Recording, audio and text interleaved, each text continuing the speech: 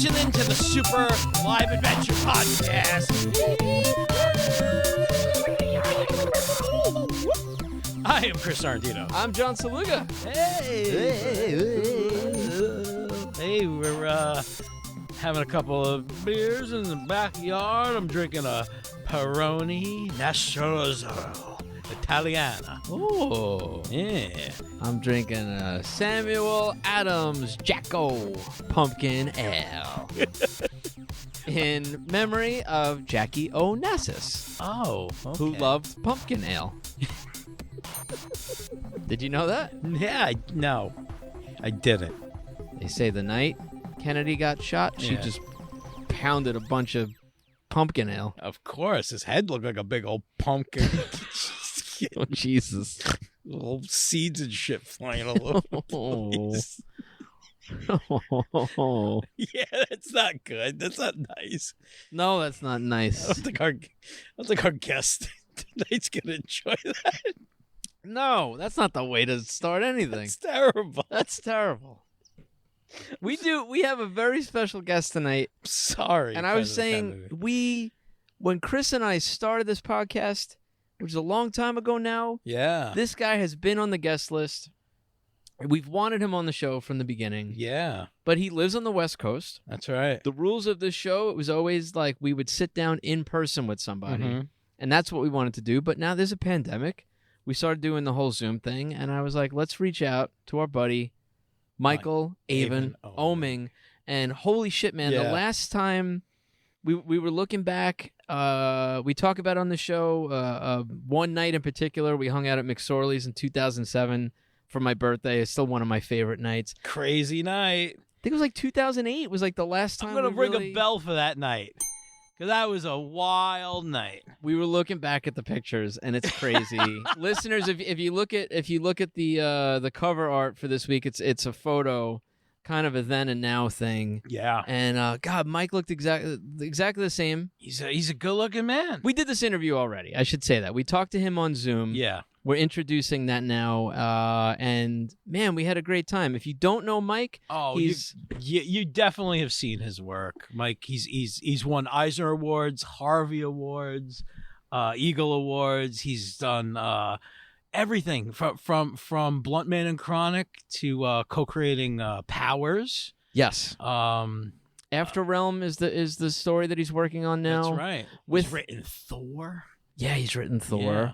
He's done video. He's helped with like video game design he's worked for stuff. Valve. Yeah, really interesting career. Love his style. Check him out and just pick up something that the guy's done because you're gonna enjoy it. It's talented artist, talented writer, and just a good hang. The day that we recorded this, just a few days ago, I had a really tough day and straight up had a panic attack with things that were going on, and like my kids just kind of broke me that day too. Oh, boy. And you can kind of hear it on this, like my energy. It sounds like maybe I got the shit kicked out of me before I jumped in. Yeah. And I gotta say, man, you could tell I'm a little beat up. I didn't get into it, but hanging out with you and Mike, it was cool because it had been so long, and I felt like we picked right back up where we left off. Yeah. And I felt a million times better just hanging out with you guys. Yeah. And I think listeners are going to like this one. It's a really interesting conversation. A lot of it is about the creative process and super fascinating guy. I mean, it speaks for itself. We got to meet we got to talk to Taki Soma. His wife, his partner, they do a lot of work together. Yes, After Realm I mentioned before. Yes, yeah, she does the colors on that, and fantastic book, really great. So yeah, she pops in a couple times, and it was good to finally meet her. Yeah, totally. This is great, man. I don't have anything else to say. You want to just roll it? Yeah, jump in. You guys are gonna love this. We just had a great time. You have a great time with us. Yeah, enjoy it, and we'll talk to you at the end.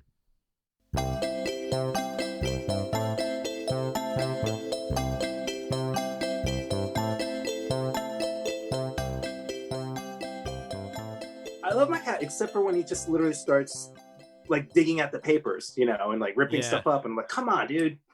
Yeah, that shit's the worst. Luckily, I'm not dealing with too much destructive cat stuff, more than just like loud, obnoxious. Like you're trying to work and the cat just is like climbing up your leg to hang out with you, and you're like, "Stop it, cat!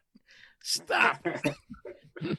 I don't even have time for my kids. I got time for you, cat. Come on, get out of here. Or you human scratch and post. Oh, it's bad news. Yeah, oh, yeah, dude. And- Well, it's funny. I was telling him he has a similar thing, but he has a like a 1.5-year-old daughter. That's what I was gonna say. It's all who grabs she claws. She's rough. My son was not that rough. She hurts me a lot, just trying to grab me and. Well, their heads are like these maces that just go around smacking into things, whether it's your balls or your knees or whatever, your face. Yep. You know, the little MMA wrestlers and shit. A kid's head will break your nose real quick. Oh yeah. It's like enjoy it, man. Yeah. I'm sure you hear all the time. You know, it goes super fast. Like right now, like on your worst, my son's all grown up now. He's like 24. Wow. I would totally trade in the worst day I've ever had with him as a kid. I would totally enjoy that right now. Yeah, dude. We haven't seen you in a long time. So he has two kids now. I have 2 kids now. It's like, congrats, dude. Thanks. Yeah, it's crazy. Like, it's the whole lives have happened in between. It's very strange. Yeah. How weird. It has been in an insanely long time. I think the last time I saw either of you was like New York City Comic Con or something. Yeah. And that would have been like 13 years ago. Yep. Yeah. Yeah. I think it was like 13 years that makes ago. Sense. I have that up on the wall, a sketch you did in McSorley's down here. Oh yeah. Yep. Wait, no, I'm looking at the wrong thing. Of me and Chris. It's this right here. Oh shit. Oh yeah. No, I remember that. Taki's gonna come by and try and take a look. Yeah. Hi, this is Taki. Yeah. Hi. Hey, Taki. Yo, Nice to meet you. Chris How much? and John. Nice to meet you. Cool. Nice to meet you too. You can Totally. see all of them. Yes. Oh, look at that. There you go. She fixed my stuff for me. Oh, you had it on the yeah. Oh, I hate that. It's whoever's talking gets the camera. That's where it's like a bad reality show. It's pretty rough. Yeah. But last time I saw you, I think, or talked to you, I just got married, and that's how long ago it was. Yeah. Chris. Yeah. That was the last time I'd spoken to you. Yeah, you're right. Probably. Well, I would have seen you guys more. Yeah, I would have seen you more, but I moved to the West Coast and then just stopped doing cons. And when I was doing like conventions to travel, there was only a handful of them. And then whenever I came back to the East Coast, it was spend time with my son and stuff. So I just didn't get a chance to hang out or anything, you know? Yeah, no, I get it. Trust me, 1,000 times over. Well, things have changed so much. Like when I was hanging out with you guys, I was drinking a lot. And then when I moved to the West Coast, I kept drinking. And I kept drinking, and Taki and I kept drinking, and then we got like alcohol poisoning. Oh, Jesus. And then we couldn't drink anymore. Yeah, well, good for you, man. One of those like 2-day hangover things where, afterwards, I'm pretty sure my DNA changed, and like if I started drinking again, like my body I would get an automatic headache and stuff. Yeah. And then I legalized weed, so happy ending. There you go. Exactly. Yeah. There you go. Yeah. Well, I wish out here. Pretty soon he's over in Jersey. I'm still on Staten Island. Jersey real soon, it looks like. We'll see. Yeah. I'll be going across the bridge. It's gotta be. It's a game changer. I mean, oh yeah, definitely. It's not having to hang out with the weed dealer is great. Yeah. It's not like the guy at the counter is going to ask you to hang out after you buy stuff. Yeah. And I'm so excited whenever I do buy it. They're like, "Do you want a bag for this?" I'm like, "No, I'm going to carry this outside of the store, like over my head."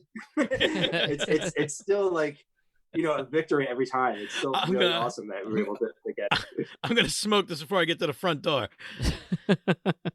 Yeah, basically. Do you find yourself, do you enjoy the edibles more than the smoking, because I've become a huge fan of both. Yeah, I want to switch to more, like, smoking's not healthy for you in the long run. I was just talking to my wife about I was saying to myself, yeah, it's only a couple of hits because this stuff is really strong, so it's not like you got to sit there and smoke a whole joint or anything. but still, a little bit every night for 4 or 5 years, I'm going, that's eventually, I don't want to do that, and it's okay, but I just don't want to really do it. The problem with edibles is they're like, even if you know what you're taking, so you're not taking too much, we've all been in that trap and gone down that hole. Oh yeah. It still just affects me differently the next day. Like I do feel a little more foggy headed, or a little more, I don't know what the word is, like my brain is wet or something. Yeah. But I got to find the right thing. For a while, there were these cookies that they were making around here that were absolutely perfect. You cut them in quarters, you knew exactly what your experience was going to be, and then the next day it was fine. Maybe it's the heavy sugary stuff, like the gummies. Maybe that's what's making me feel that way. I'm not sure. I gotta figure it out though. Maybe. Well, it's good. It's good now because they come it's from a high class problem. Yeah, right. A real first world problem there. The gummies have like the dosage on them, so it's pretty good. Like you could kind of figure out how much you want to take off of that. You know what I mean? Like I just got these rings. Yeah. They look like the like remember the peach rings? Oh yeah, I got those. Yeah. Yeah. But you instinctively you're like, I'm gonna eat the whole ring. It's like, no, you just nibble a quarter and you're good. Yeah, I've gotten good at figuring out the amount, and also that, like, at least here legally they can only be of certain dosages. Oh, okay. I think it's like 20 milligrams, so you know exactly what you're getting. But again, it's just like that kind of the next day I feel a little whatever. I also like the immediate highness of smoking. Like you don't. You don't gotta wait an hour. Yeah, the immediacy is. I mean, and that especially like this year, and I have like 2 little kids and stuff, and it's there's not like. Sometimes I need something right away. Sometimes, to just calm down. My nerves are shot. But and I know that feeling with the edibles. You don't have time. Like if you've got an hour left of your night, because the kids are down. It's crazy. The dispensaries with the edibles kind of killed. I started making edibles, and me and a buddy we bought a machine to make it into oil, and we were making our own gummies.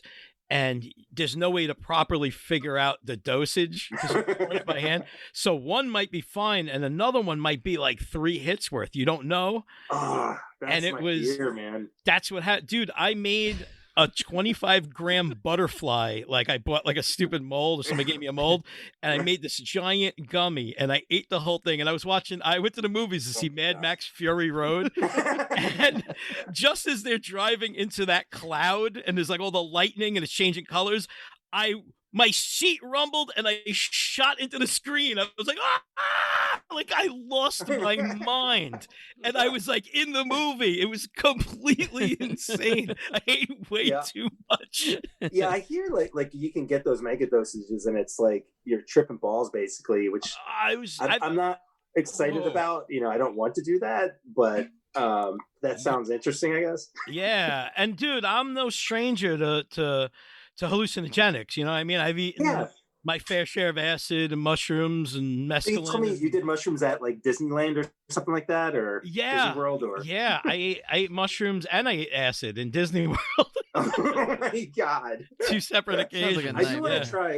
I do want to try mushrooms sometime, but I do want to wait till it's like legal and I got somebody who can walk me through it and stuff like that. Honestly, but I've never done anything more than weed. You and me both. Yeah, man. I'm the same way. And mushrooms, I think the same thing. I'm like, well, one day. Yeah, I'm not ready yet, but one day. Well, older guys like us stick with the mushrooms. You know what I mean? Like it's a more of a natural thing. You shit them out in the morning. You know what I mean? Like you'll have real black shits. Like real, like wow, like you drank like a whole bottle of whiskey shits. You know what I mean? Wow. Yeah, but at least it's something natural. You're gonna pass. Acid, you don't know what the fuck you're getting. It could be bleach on a fucking and I'm piece of paper. I'm honestly just and I'm way too psychologically fragile. So something that's easygoing and some nice psilocybin and like a low dosage. That's what I could handle. Otherwise, I'm going to see pictures of like chickens crawling out of my face with my mother's eyes and tits and stuff like that. Yeah, it's no, you don't want to let that shit in. Yeah, I went to a mushroom party once, and it was just a bowl of mushrooms. And once again, as a glutton, I kept eating them until. But this is the thing about mushrooms, like you're just gonna pass out. You're not gonna like OD and die. It's not like doing lines of cocaine. Are you sure about that? I don't know if I feel comfortable putting out. You can eat a whole bowl of mushrooms. No, well, you shouldn't. You're poisoning your body, but your body will just you'll knock yourself out. You know what I mean? But it's like smoking way too much weed. You'll knock yourself out. Okay, that's exactly what I love about weed is there's no more hangovers. Like you're not right. You're not. I'm just too old for those hangovers, and like they don't go away. Brother. Like as you get older, like unless you're just always drinking, which that's fine, but like it's just got to be way too much. And like the few times I've had too much weed, the next day I'm foggy. But that's the worst of it. You're not throwing up. You don't have headaches. You don't wish you were dead. The other thing is talking yourself down when you're too high. Going like, I am too high. I'm not going to die. This isn't going to cause a heart attack. I'm fine. Exactly. That's only happened to me once or twice. It was with taffy edible. So like I pull off the amount of taffy that I think is okay, but it's also pulling off extra with it, And I was like, so freaking out, like that thing where you're missing sections of time, so like everything looks stop motion, like you're missing what happens between your hand moving from here to here, and that's not fun. Like somebody spliced that section of the film out, like just cut it together, like it's a real weird and that's different too than drinking. Like drinking, I would not remember stuff, but like big sections, Taki and I were at a convention once and we were really drunk, and I ordered some pizza. We're outside, and the next thing you know, I'm eating the pizza, and I asked, where did this pizza come from? She's like, you ordered it, you paid for it. Yep. Pizza. You became best friends with the delivery guy. You guys talked for 3 hours. It's remember just some sort of fast edit where suddenly I'm eating. Oh yeah, you're in like an Aronofsky film all of a sudden. Can you guys be creative when you're high or drunk, or like is that some people work with that? Some people it's like I can't, but I don't know. How's it go? Oh, every show we are high and drunk. I've been listening, which is why I got a beer. All right, all right. Yeah. Well, I mean, a little close to it. When we met, I did not smoke pot and had never done it at that point. Like it was a thing, teens and 20s and stuff. I never touched it. I was always drinking, and I was drinking a lot then because I was doing stand up a lot. Sure. And not getting paid, but I would get free drinks. That was kind of like the thing, and you were out with comics, and I was drinking a lot in those days. Just out every night, drinking all the time. I started smoking because I have issues sleeping, and I tried a bunch of stuff, and it was the one thing that when I finally tried it, I remember smoking and sitting back in this chair. I was in like a friend's cabin out in Pennsylvania in the woods. And I just woke up the next day, like 10 hours later, just in that same. It was like I hadn't slept in years. I wish it still worked on me that way. That's the problem. Is like over time, really, it's not as effective for me. But it still helps. But creatively, pot is not great for me when it comes to comedy. But I'll have a bunch of ideas. But I'll be writing like. I'll have like weird thoughts about like spirituality or like weird theories, or it's like it's all this stuff that's not related to what I do.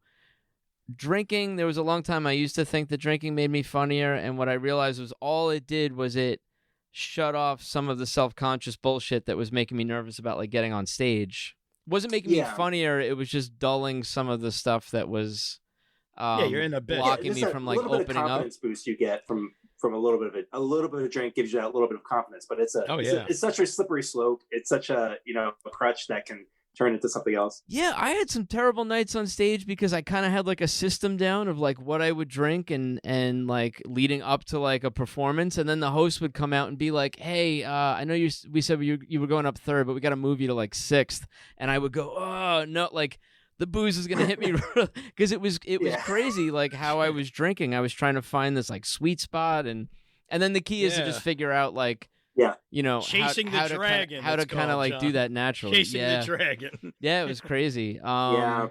But pot for me doesn't help with comedy. But yeah, I've like written songs and stuff high, and not trying to say I'm a musician or passing it, but like I just find myself wanting to do anything but that. Yeah, I think that's awesome because like I'm one of the few artists I know like I can't really be creative when I'm high. I do have what I think are great ideas, and like the next day, about 20. Some of them are great ideas, but most of them are just like really obvious stuff that feels incredibly fresh, like a really fresh thought for some reason. And you're like, wow, that's such a great idea. And then the next day, you're like, well, that's actually just not. It's fine. Yeah, just high stuff. But it's totally high times. Yeah. Well, I think with comedy, it's easy to think something's really funny when you're high, and it's not the next day. So like. Yeah. I just won't even do it. See, I smoke. I've been smoking for like probably close to 30 years, right? At least 27 years. I'm going to be 42, so I'm smoking a lot. I smoke every day. I smoke before. I smoke while I'm doing art. It's dude. You know what's crazy? And I wanted to tell you this. Back when we knew each other a lot more back in the day. I was just kind of like getting back into art, and like meeting you kind of like jump started my love for that again. And then since then, yeah, I'm doing pretty well as a freelance. I get do television work, theater work. I'm like, I do stuff all over the place. A lot of commission work. Nice. But I like smoking not so much when I'm coming up with ideas, but when I'm like. When I have that locked down and I'm just like laying something on a canvas or I'm penciling something there or inking something, I like the flow of that when I'm high. You know what I mean? Not so much the idea part, but like the labor part. Sure. I feel like I flow better when I'm stoned. You know? Yeah. It's real weird. Oh, that's sweet, man. I was looking at your stuff earlier. Yeah, and yeah, it's really come a long way. It's looking great. That's awesome, man. Yeah, I kind of. But yeah, like, I can't think very well.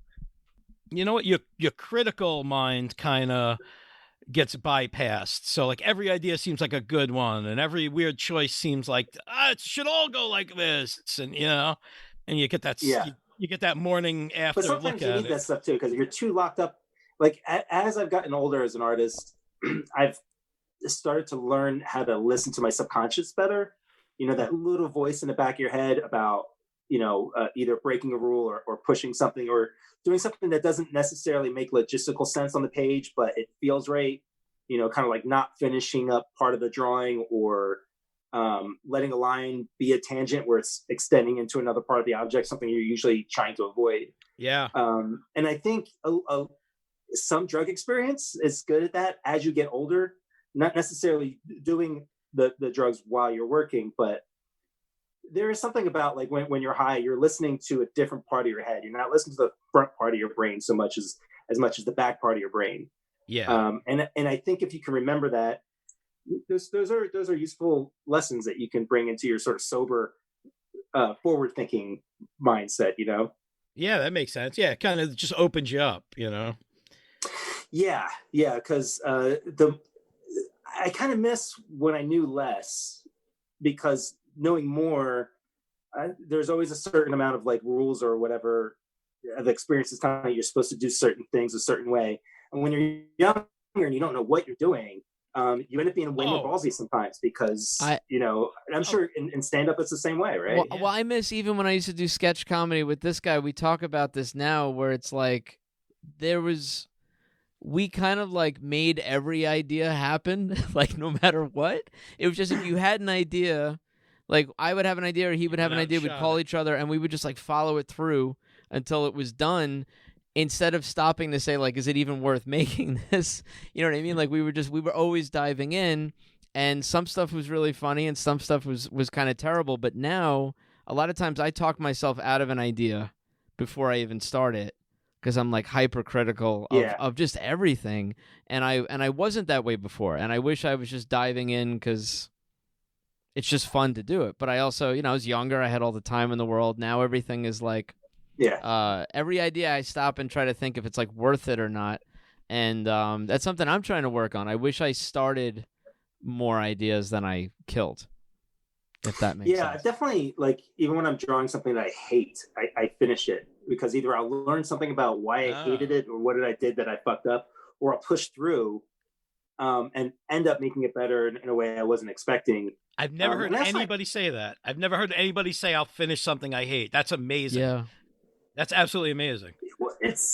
Well, thanks. But it's part of I don't want to call it like a discipline, but like, we're also full of self-doubt as creators, whether we're drawing something or you're standing up and you're writing. And there's always, like, for instance, my best friends in comics are some of the best writers in comics. Oh, yeah. And I'm a good writer, but I'm not them, but I don't let that stop me from doing stuff. Exactly. You know? Yeah. That's everyone's going to talk about themselves. Like, don't sell yourself short. There's a reason why you keep going, and there's a reason why you keep getting the level of work and opportunities you get. It's because you're good, Like, don't sell yourself short, brother. Oh, no, I'm not. I'm just saying that's a natural part of what we do, and I think that'll stop us from completing those ideas. But you can learn a lot from your own failures, things that don't work, and the idea of like going through and finishing something all the way, even if it sucks. Maybe it's just me too, because there's a certain amount of, I'm not a perfectionist at all. I consider myself an unperfectionist because I think perfection is the death of art. Yeah, man, but, I dig that. You've got to just explore it and push all the way through. I wish I could show you. I was working on something yesterday or the day before, and it seriously ruined my day, but I finished it. I finished it, I saved it, I put it away. I'll look at it another date and figure out what was not clicking. What did I do wrong? What wasn't happening there? And then there's part of me that wants to push through and finish those things anyway, because I don't, and you guys probably disagree, but I don't believe there is any such thing as a bad idea as long as you execute it well.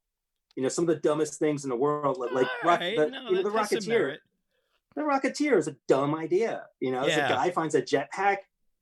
This guy, he finds a rocket and then he throws it on his back and now he's a superhero. But it's done amazing. And and it turned out to be a pretty cool movie. I like that Joe Johnston movie. Hell yeah. But there's great ideas that aren't executed well, and that's always my argument with like remakes. I'm like, that's what Hollywood should be remaking. All this stuff that was like a really fucking cool idea, but the execution was terrible. Thank you. There's a lot of close calls out there. There's a lot of movies where after the fact I'm like, that could have been really good, but it absolutely. Some of my favorite stuff. I'm so hard on myself with like really. I always want to have like a very original idea, and then I go through like some of my favorite movies, whether it's like the Blues Brothers or Big Lebowski or something, and I'm like, if I start to really break it down, it's the plot is not super complicated. You know what I mean? Yeah. Like a guy's trying to get like his rug replaced. Like the Blues Brothers are just trying to get money for an orphanage. It doesn't matter. It's about the scenes and the dialogue and the whole style of the thing is what I fell in love with. That's a thing I have to keep reminding myself constantly. Yeah. And I hate those complicated stories, to be honest. Like I enjoy a James Bond movie, but I can't really tell what's going on. And there could be giant plot holes and I wouldn't know because it's so overly complicated and stuff, I like a really straightforward story because then you can really concentrate on characters. You can concentrate on moments like the John Wick films they're not, brain teasers at all. Maybe they're even too simple, but that's one of the reasons why they're great. Like there's no mishigash in a way. There's no bullshit of like, the overly complicated plots and storytelling. I don't know who actually enjoys them. Have you ever heard somebody say, "Oh my God, that movie was so good. I barely understood what was going on. It took me so long." I'm not talking about like conceptual stuff like The Matrix or like Inception, but like. I was just gonna say Inception. That's probably what I've heard somebody say. I had a friend of mine made a film, and independent feature, and I remember like at the screening he got up and in his introduction, he was like, "This is the kind of movie you're gonna need to see more than once." And I right away was like, I was like, first of all, we're your friends. We're here for a favor. Yeah. Don't tell me this is gonna be hard too. It just right away, I was like, this is not gonna be good. And yeah, it was like beautifully shot, but I left not knowing. I didn't know what I just watched, and yeah, it's sometimes that's good. Sometimes that's great, but it can be. But this rare. was usually you watch something and. I think his intention was to make it overly complicated, to make it kind of cool and seem really smart. I think he went out of his way to make it confusing in a way that wasn't that much fun to watch. That's yeah. That's pretentious. At least if you're gonna be confusing, at least be entertaining. So like, you watch like what was Terry Gilliam's film about what's the name, the Gonzo writer? Fear and Loathing in Las Vegas. There you go, right? Hunter S. Thompson, but yeah. Nobody really understood that, but you had a great time watching it. It's such a good movie. Yeah, what was it about? I don't know. He's covering a motorcycle race, I think. Like, I don't know. Yeah, right. I don't know. Like, yeah. Yeah, it's true, man. Well, my wife just saw that new, I caught the end of it, that new Charlie Kaufman movie. She's like, I don't know what the fuck I just watched. I was like, what is it?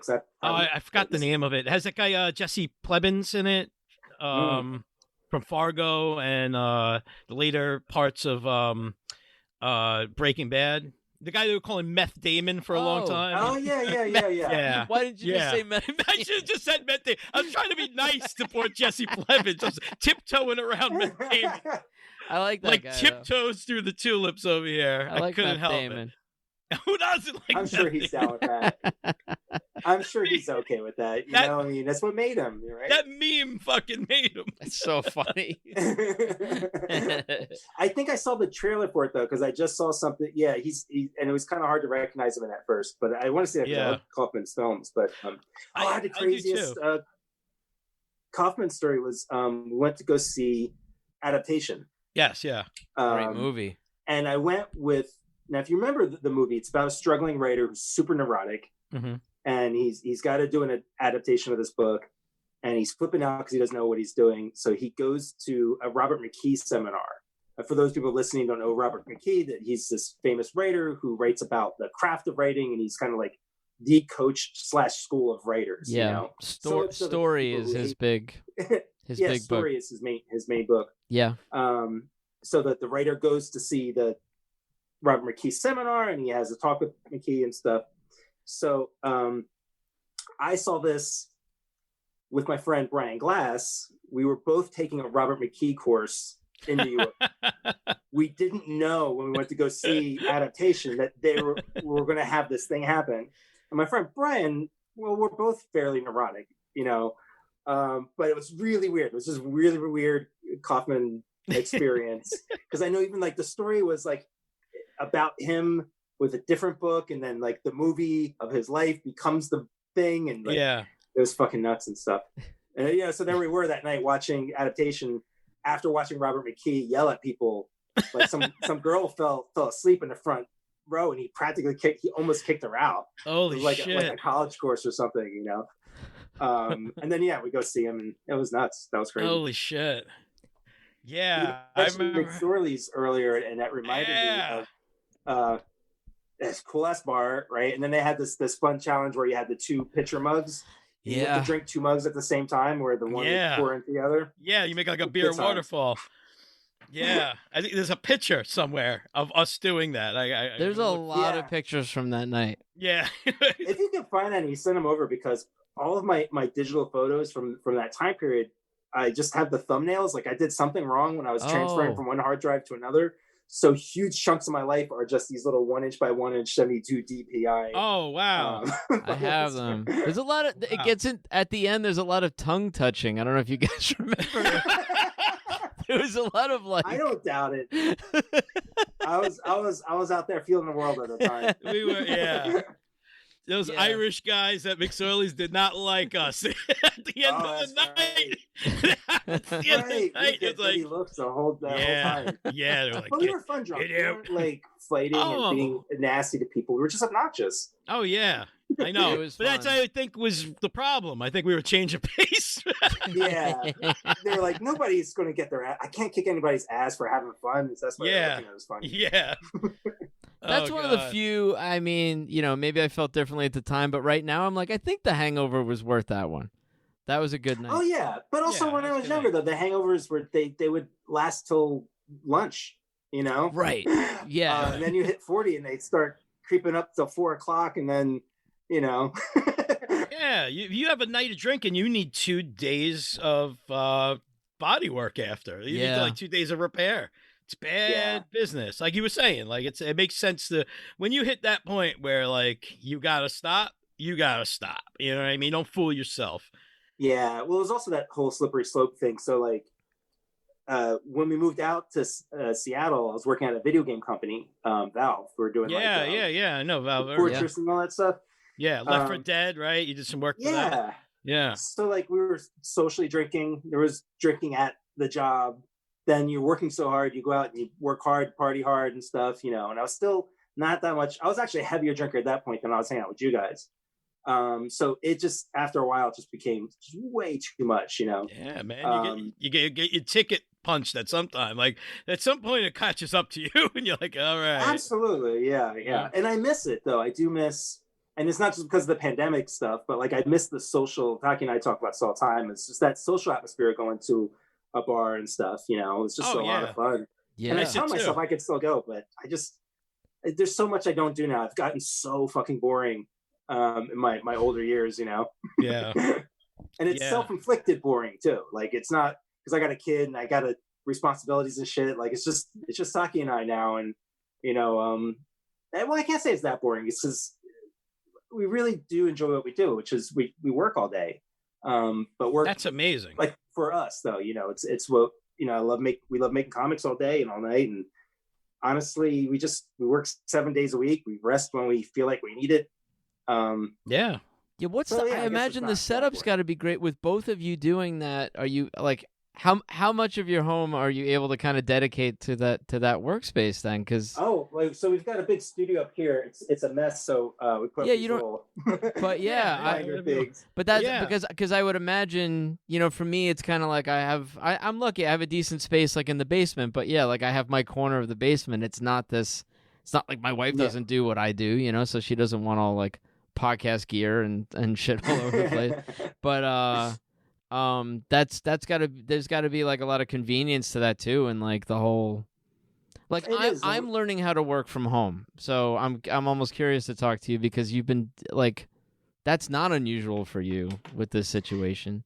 Yeah, we were joking when the whole pandemic thing started. I was like, I can't wait till it's over so I can get out 2 or 3 times a month again. Right. And like literally that's all we did was like 2 or 3 times a month we go hang out with some friends. But after months of this, like you don't realize how much you need that little bit of time that you do get out, Yeah.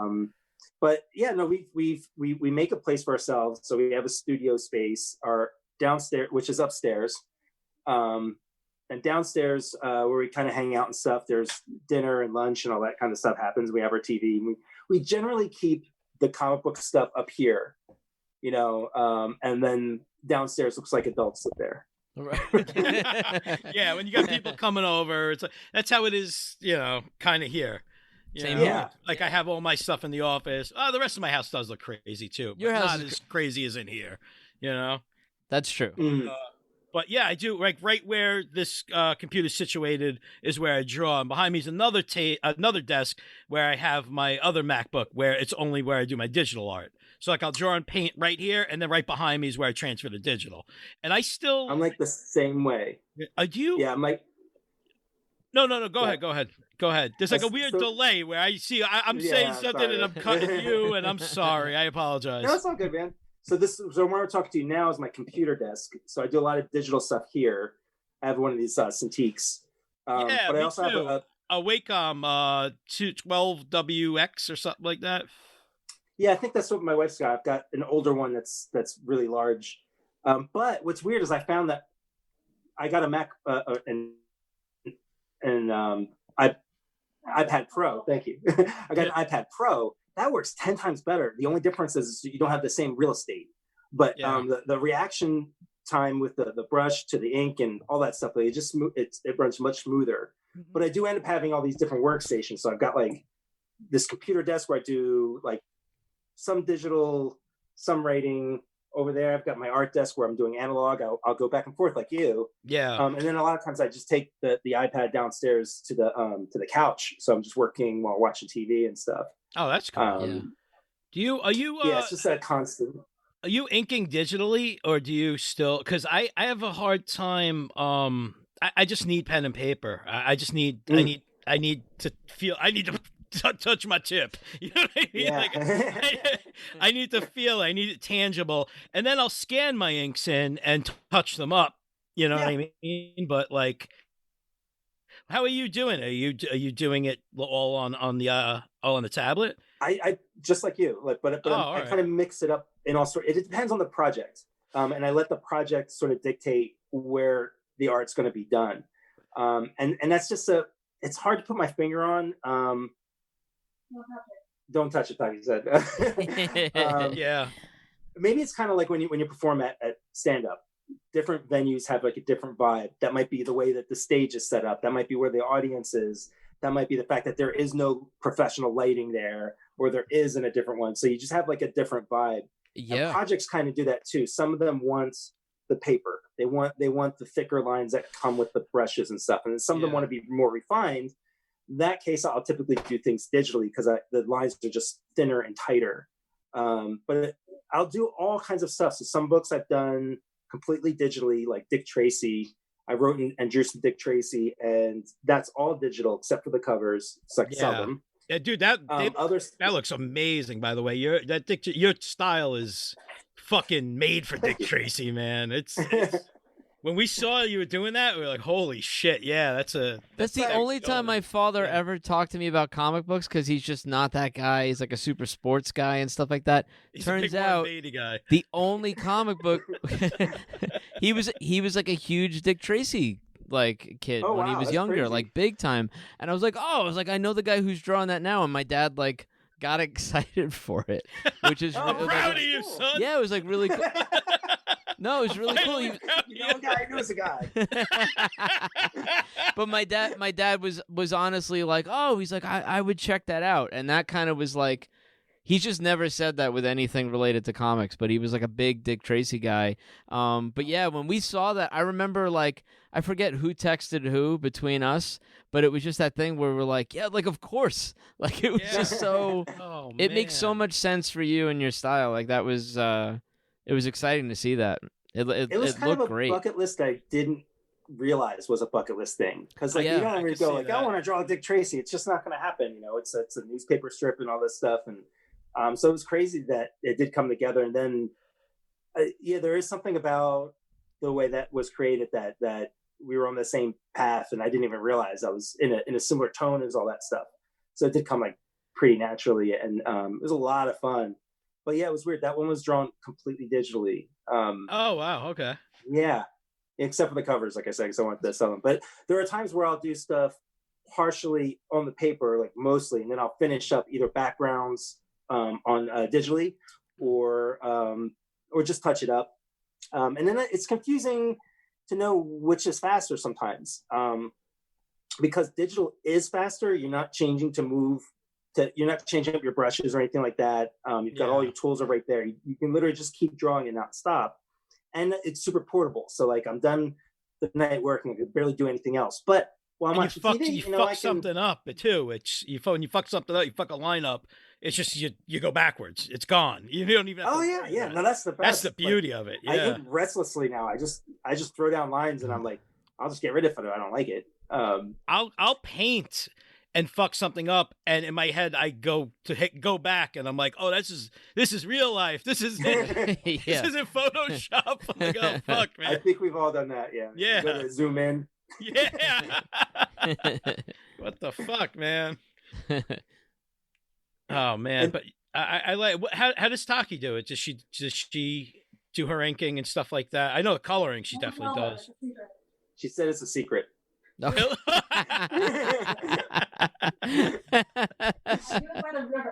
She does it by the river. In a van down by the river. Yeah, she just soaks her paper gently in the river, and then and like it comes out. Picture starts to form. Damn. Yeah, but she's like right down the street from me. On the other side of the studio. She works all digitally, just completely digitally now. Wow. Very cool, man. We work together on the same projects and stuff, which it's great that it's funny, we never argue about art or writing stuff. We're always working either with each other or helping each other out with our projects. That's amazing. That's perfect. And it's funny, I'll say, we'll argue about like laundry or the lights being on or something like that, but never the hard stuff. Never about like the writing and like we just strip all the ego out of it and we help each other. Like I get lost in the colors all the time. She has a much better color theory than I do. Our colors. So like, we'll bounce stuff back and forth. Yeah. Dude, that's a beautiful thing. We were talking earlier about not knowing rules. Like she started coloring, not knowing she wasn't a professional colorist or intended to be. We just needed to color something ourselves, and she just stepped up to the plate. And there was this interesting thing where there were things that she didn't know about coloring, comic book coloring, so she ended up creating her own style. Yeah, because she didn't have all the rules kind of in the way. It's very cool. I was reading After Realm today, and man, when like some of the stuff when like Loki really like kicks in, the colors that suddenly like pop onto the page in those moments are like very, very cool. It's very, very like, and it's interesting. Even the word balloons and stuff, the use of color and stuff within that, and everything. There's some really interesting things happening that, really great, man. I really enjoyed it a lot. It was thanks, man. And it was nice. I don't get a chance to sit down and read as often as I should, and today was one of those days where I told my wife, I was like, I need you to just get the kids out of here for a little bit because I'm doing this podcast later and everything, and it was like really, really enjoyable to sit down. I read the first one that you sent over, and I'm like in the middle of the second, and nice. And I want to talk, when did you start writing that story? A really long time ago. So actually what you're reading right now, the first 2 issues was a prequel story that I was going to do for a website, a comic book website that was very similar to Webtoons, where it's like an infinite scroll. Okay. Issue 3, which just came out now, was originally issue 1. And then there's this opportunity that came up where the page rates are really good, and I needed to come up with a new project. I was getting ready to do After Realm.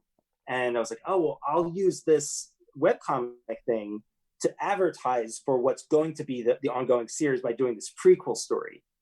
So I did it, and then the deal kind of fell apart. So then I took all those pages, those infinite scroll pages, and then reworked them into regular comic book format. Wow. Smart. So the issue 3, which is out now, was probably drawn in about 2015. Wow. Yeah, so I've been living with this for a while. Typically, the way I work is if there's an idea that I have or something that I want to do, I'll just start to develop it. And then I'll even start working on it and putting together a good amount of it before I actually start to release it. That way I'm not behind schedule and I can be ahead of stuff.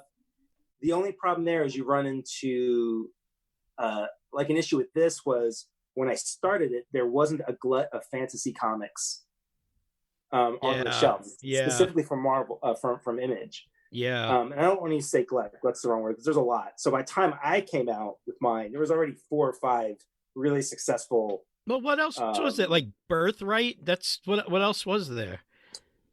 Birthright. There's a dragon. Something dragon. I'm forgetting the name off hand. There's like 3 or 4 at least, and there are a bunch of other like one shots and stuff that came out. Yeah. All right. So like that's the only downside to working way ahead a time of something. You can't predict where the trend. Yeah. Oh yeah, is that magic? But I'll send you guys.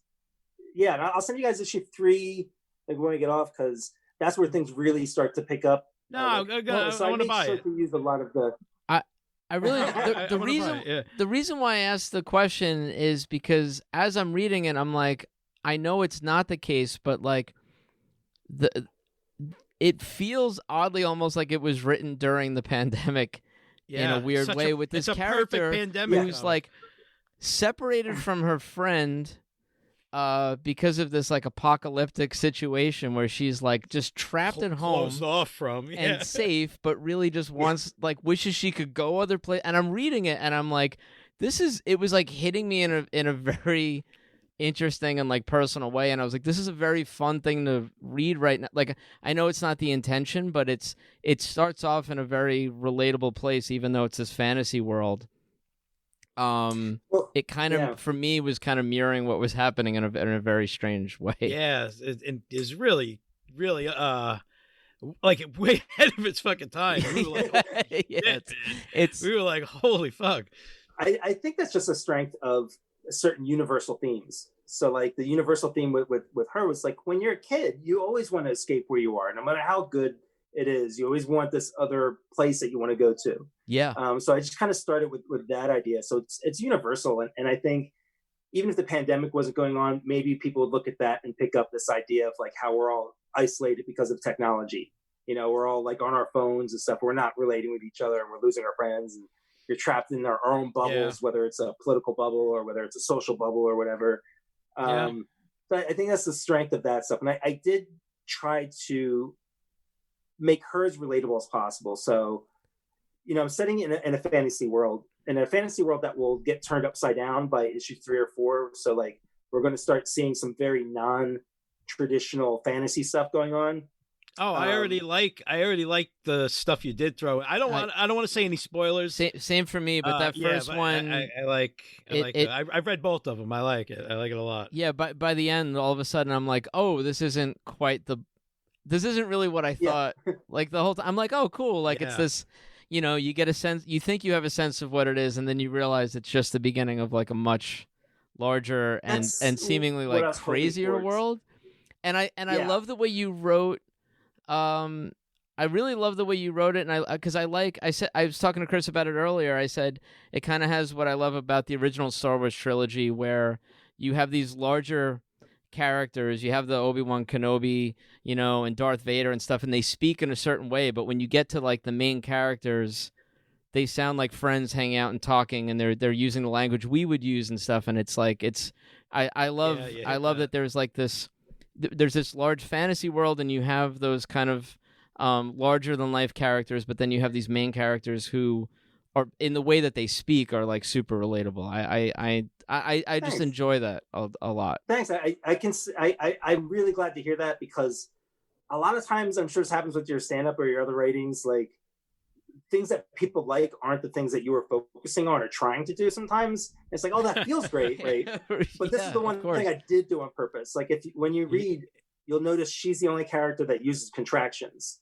So everybody else is speaking in sort of a traditional fantasy language. There's a few these and thous every now and then. Very sparse with them, but it happens. Sure, yeah. But I made sure that like she'll use contractions, because I wanted her to be, she's an outsider. I figured it would work because if she's an outsider in her world where she doesn't quite fit in, that slightly different way of speaking will help emphasize that, and it will subconsciously make you more connected to the character because she's using contractions where the others aren't. Yeah. And then we'll see later by the end of issue 2, you'll realize why she's not really fitting in with everything and stuff. And thanks, guys. I'm having a lot of fun, and it's one of those projects that I'm totally doing for myself.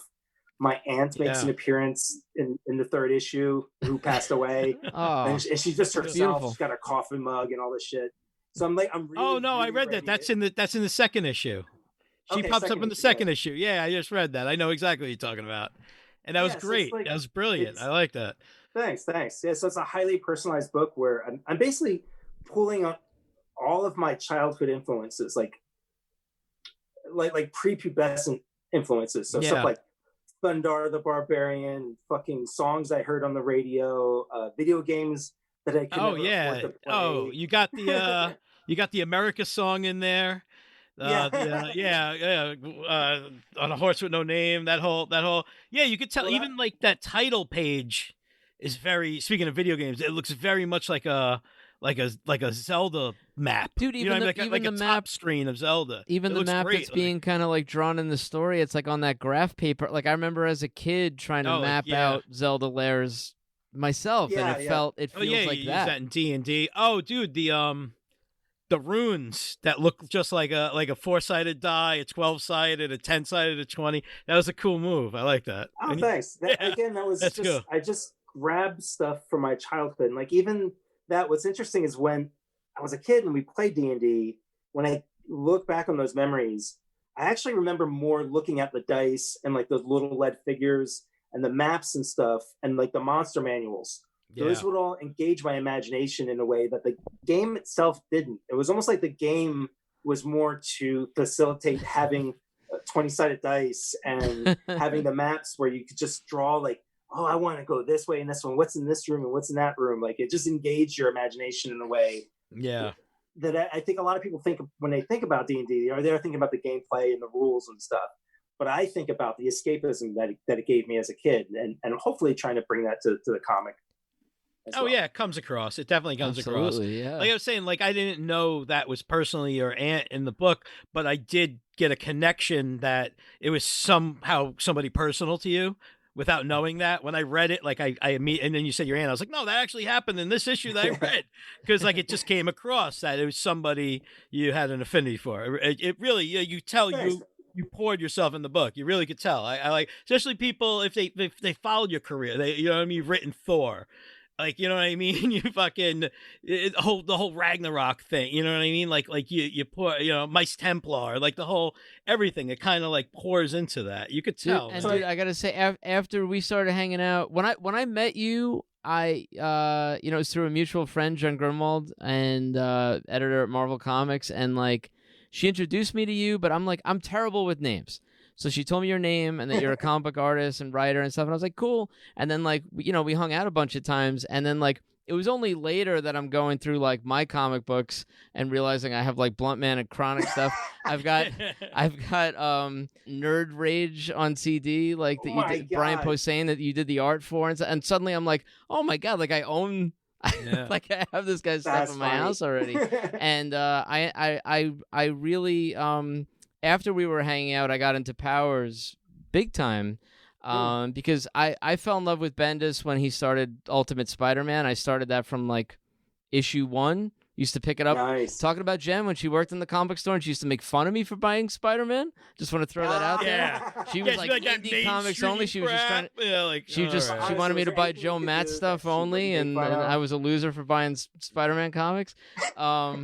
But yeah, man, it was now then to read Powers where I'm like, oh, this guy who like wrote the Spider-Man run that I love, and then this guy that I met whose art style I love, and then eventually one of my best friends since like high school is like working on it as an editor. It was like kind of this beautiful combination of things for me, and man, what a great series. That's taken up a chunk of space on a shelf over here, but yeah, Powers is very, very cool, man. People, if they haven't checked that out, they absolutely should. I love it. And that's that whole kind of noir style where when I found out about Dick Tracy, I was like, yeah, well, of course, it made me think of that. You kind of got all this detective, just like all the shadows and stuff like that and everything. I was like, absolutely. Square-jawed detective, like it makes sense. Like, yeah. But I love your work on that. Oh, thanks so much, man. That's why I make friends, so I can sell more books. Yeah. I'm gonna write a book, How to Make Friends and Sell More Books. I'm like the opposite of John Byrne. Like instead of burning everybody I meet to like destroy a career, I try to build it by making friends. That's it. All right. Oh, you're hooked on a series? Cool. I'm gonna move to the West Coast. Nice knowing you. Yeah. Well, it's great. Get some guys over there. I don't know if you saw it, but we did the 20th year anniversary of Powers. We did this big graphic novel. I did see that. May or may not be the end of Powers. So I hope it's not the end of crazy. Powers. I mean, yeah, I don't know anymore. But it felt good to do something that was like a bookend. We could expand that bookend if we want to, but it felt good to get to a place where if we don't return to it, we've paid respect to something that's changed our lives and facilitated everything that we have, or at least I do. That I have is from Powers. Yeah. Brian has some other stuff, but it was a weird thing. It was a really weird thing. It was the only time I shed a tear ever drawing comic was really? during that. Oh my goodness! it carried a Wow. lot of weight. You know, I mean, Wow. so much of my life had changed, and I mean, my son was born just before Powers, Yeah. and like by the time I finished it, you know, he's 24 now, so he was like 23 at the time. Wow. Just Yeah. Wow. I didn't so even put it much in that was there perspective. with it, you know. That's a big deal. Yeah. Yeah. Well, it's something to be proud of. It's super cool. Thank you. Thanks a lot, man. I loved it. I really, really did. So, you know, thanks for that. Thank you. It was, I mean, it was one of those dreams come true. Like when I was first starting out in comics, I always assumed I would be like on X-Men or Spider-Man or something like that. And, you know, I did get to play around with those characters, and I still do every now and then. But most of the comics I was creating back then was still just my own stuff, and kind of non-superhero stuff. And I didn't even realize it. I didn't realize that what was really influencing me was stuff like Steve Rude's Nexus with Mike Barron. There was a lot of other independent books in the 80s and 90s. And then even like the early Dark Horse stuff where Mignola's Hellboy and the whole Legendary line was coming to, or the Legend line. And at some point I knew I wanted to make my own comics. I never would have dreamt that I would be able to hit one of those things that could last 20 years and to make a living off of, you know. So everything else, I'm just completely grateful for it. Everything I have is because of it. And it's crazy. It's just weird to like kind of say goodbye to it, you know, but not, you know, it's very strange. Yeah, I'm sure. Yeah. Hey, listen, one of our listeners, and members of our Patreon group, Little Chub Club, Vicky James, she asked, we asked if there was any questions they want to ask, and she wanted to ask you, I think this kind of leads into it, talking about Powers. Yeah. Also talking about like seeing something that you made and or contributed on, or in any way like becoming like a film and stuff like that, like Bulletproof Monk. Like, what does that feel like? Like, what goes through your head at that moment? Like, what is that like, seeing it? You know what I mean? Like, it's weird, man. Right? It's weird. With Powers, you know, we had a really good perspective on things, because like we had our first deal on Powers with Sony in like 2001 or something like that, and it took so long to we had all these different incarnations of it. There was like Frank Oz was going to direct at one point. Wow. It was going to be a film at several different points. We had read a whole bunch of different screenplays. There was the FX pilot, which looked really good with Jason Patrick, and it didn't quite work out. But all of this was like a warm up, so that by the time it did happen, we weren't overwhelmed by all those sort of like those crazy emotions, like, oh my God, I can't handle it. My character is alive, and you know, and with the show, we really wanted it to have its own life. We didn't want to smother it with, you know, we're the creators and it has to look and feel exactly like the comic. So we gave it its own breathing space, and it started to evolve. And I think it's unfortunate we didn't get a third season, because it would have been so good. It's like the first season we're finding our feet. Second season we figured out like they were missing the sort of Walker and Dina character relationship, and they built on that really well in the second season, and started pulling plot lines from the comic. So we were really getting there with the third season, and unfortunately we didn't get one. It was largely just we were on an experimental platform. You had to have the PlayStation console to watch the show, and if you bought it for the show, then it became like a whole thing. And that was like a new thing starting out. So it's always it was beginning all the streaming. Absolutely. Yeah. And now when there's deals, like, you know, we're talking about deals and possibilities, like I've been through such an up and down thing with possibilities that like I just take each moment as it comes, and you just celebrate each little victory. Oh, great, we got to talk to producers today. They're really interested. That's awesome. And then I assume nothing else is going to happen after that. Yeah, you don't build yourself up. Yeah, I think that that makes a lot of sense. Yeah, you don't get your hopes up, but if it happens, you're very like happy, very grateful. But yeah, I get you. Yeah, I get you. That's cool, man. That's I don't know. It's just neat. That's cool. I like that. I you get to see something. Yeah, what was really awesome become another form of entertainment. Yeah, and it was cool watching the characters, like the people who really became the characters. Susan Hayward as Dina, like even though we cast somebody physically different, she so embodied who Dina was. What did I still hear her voice. I'm sorry to interrupt, but like, I was talking to Chris earlier today, just prepping, and what did I say to you earlier? I was like, you said exactly I was like, that. the casting of great. Dina was great, like just captured her like energy, and because that's just such a great character to begin with. But she's awesome. yeah, the casting on that was fantastic. We really were talking about that earlier. Yeah, and that was one of the best parts. I mean, all right, so the best part is we were paid for it. That was great.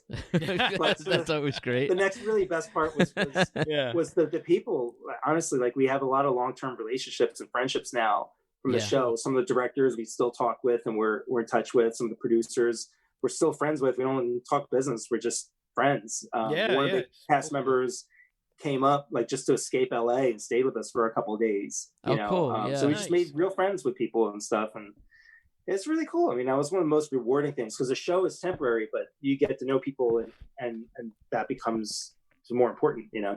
Yeah, totally. Of course. That's cool, man. We should probably wrap this up. This has been an hour. This has been great. I would listen next time you're out this way, if you can find the time, I would love to meet up and hang out again, man. Because you too, Taki. My boy's all grown up. He'd love to make a trip up north, go to North Jersey or to where you guys are you both in Staten Island or? I'm in Jersey now. Yeah. Okay, what part? Liar. Anyway. No, I don't think that exists. I'm not lying. I'll edit it out, but I'm not lying. It's not a joke when we're watching a show and somebody's from Jersey. She's like, you know him? I'm like, oh yeah, of course. Yeah. What exit? Exactly.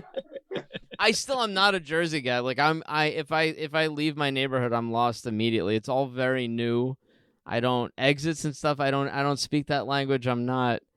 It's weird because we moved here, but I was still commuting to Manhattan by train, and then like the pandemic happened. So I'm new to New Jersey, but I'm like in this universe. So it's I don't get to explore very much. Yeah, it's weird, but it's good. I'm glad we moved into a house where they were like the kids have their own bedrooms and there's a yard, because that wasn't the situation like right before this all went down. So I'm very thankful for that. I feel for anybody with kids in their house and they don't have enough space, you know. Yeah, that's a rough one. Oh, friends of mine with kids in like apartments in Brooklyn and stuff. It's like that's tight. Yeah, you know, it's different. It's very different now. Yeah. So let's do this again sometime. Maybe next time we'll draw. We'll draw at the same time. We can talk and bullshit. Oh, dude, that's amazing. That would be great. Yeah, nobody wants to see my face. I mean, we just draw. I'm trying to. I don't know if my face is better than my drawing. We'll have to figure that out. How about let's draw John's face? There we go. He doesn't look any different. Neither of you really look any different from back then. My hair's gray. I think that's about it. Dude, you look the same. You look the same. Yeah, it's incredible. Yeah. Thankfully. We can go back to Miss Sorley's and see how that holds up. Yeah. Oh, no way. I mean, I loved that was every year for my birthday for a long time, and like now, I want to do that again, but also if I really think about it, I have so much anxiety. You want to think sometimes you can't go back home, you know. Like Taki and I, no, we'll try to do a comic book convention and feel a little feeling again, and we're like, fuck, the memories are so much better than the returning. Yeah, it's like trying to wrestle your friend now, like, you know what I mean? Like you want to wrestle somebody right now, like, but you used to wrestle with your friends all the time, but like right now, like you really want someone puts hands on you. I have to be careful how I stand up, let alone wrestling anybody. Yeah, you know? Yeah, we can't do anything like that. The next thing for us is like a city slickers style vacation. We're at that age. Yeah. Right. Yeah. All right, well, let's do this again sometime. Definitely. Dude, anything you want to plug to listeners? Anything you want to talk about? Anything coming up? Check out the After Realm and the Powers trade. You can read that Powers trade, that new one that is called the Best Ever, which refers to the characters, not us. But yeah, right. you can read that even if you haven't read the other comics and stuff. It's Brian worked it to be something that you can watch on it or read on its own. Well, cool. I personally, I highly recommend both. After Realm is new to me, and I'm loving it, and Powers was incredible. And people should just check you out. You've done so much. There's a lot. It's very impressive. And this was a pleasure, man. Thank you. This was great. Thanks a lot. Yeah. Take it easy. Taki, see you later. Yeah. She could hear me. All right, we'll see you guys. All right, thank brother, you. thanks. Good night, Good man. to see Later. you. Bye-bye. Good seeing you guys.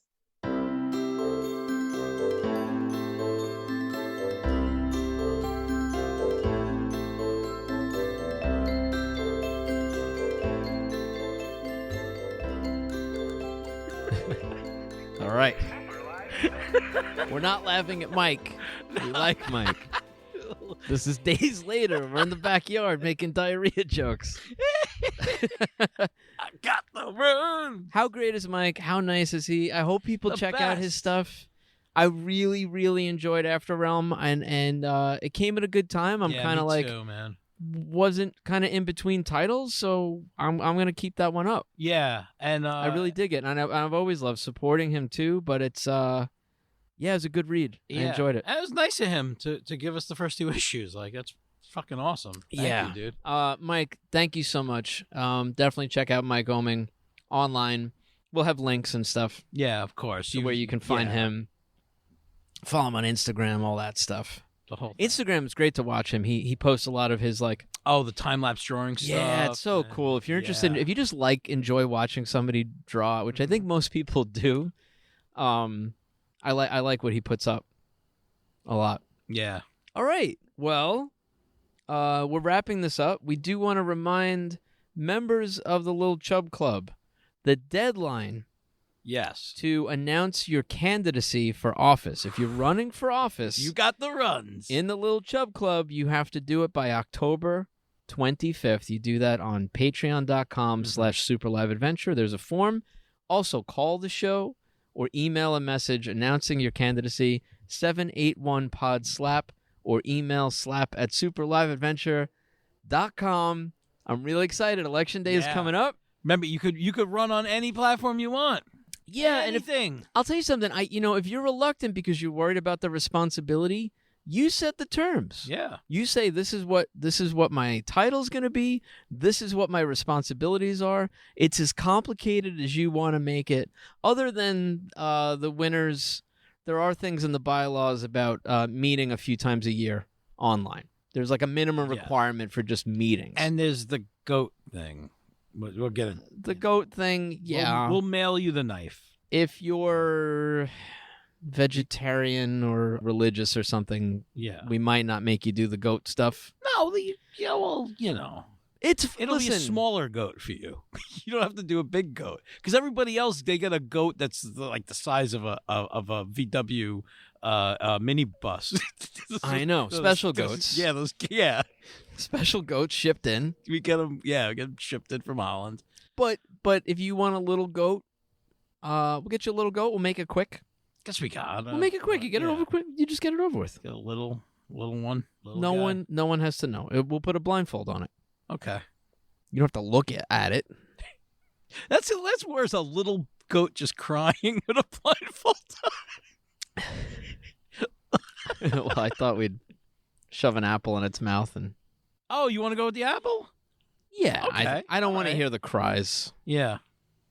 They have those human-like cries sometimes. Yeah, I know. They sound very man-like. Yeah. Those goats are like, "Ah!" I love those goats. That's like my favorite kind of goat. I love a screaming I love goat. a screamer. Every now and then, I'll go to YouTube, just look at screaming goat. Cheers me up. Really? Cheers my kids up. Kids love it. Love it. Screaminggoat.com. Ask my kids. Somebody owns Like, that? what's the goat say? And they're like, Ah! Oh! Help me!